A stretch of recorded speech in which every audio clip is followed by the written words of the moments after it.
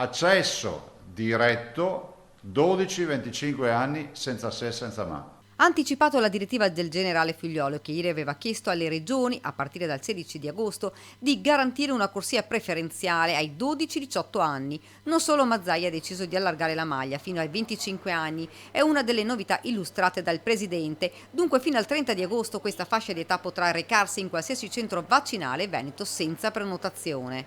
Da domani chi vuole anticipare la seconda dose, avendo già maturato i 21 giorni di Pfizer dalla prima dose o i 28 giorni dalla prima dose per Moderna, può presentarsi in un centro vaccinale e chiedere l'anticipo.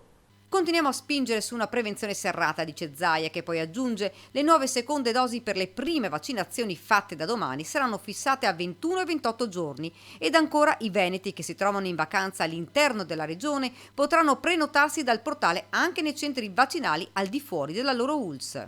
Può tranquillamente prenotarsi la sua vaccinazione fuori provincia, fuori ULSS, ma sempre nel territorio veneto. Non ultimo, gli imprenditori veneti in giro per il mondo che si sono vaccinati all'estero e devono rientrare in Italia hanno modo attraverso la loro ULSS di scaricare il Green Pass. Ovviamente, sottolinea Zaia, i vaccini fatti devono essere quelli autorizzati dall'EMA.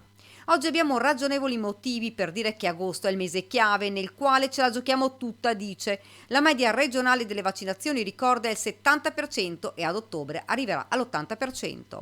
Confermiamo che in terapia intensiva la quasi totalità dei 28, forse 26 sono non vaccinati. Ma soprattutto il dato inquietante è che dai 50 ai 59 è la fascia di età nella quale sono praticamente anche lì, penso il 90% o giù di lì, non vaccinati, ricoverati in ospedale. Altro tema è stato quello della terza dose, ad oggi ancora in un'incognita, ferma Zaia. Se sarà confermata dovremo fare altri 4 milioni di inoculazioni, sottraendo quindi personale sanitario da tutte le altre attività. Servirà l'aiuto di medici di base e farmacie.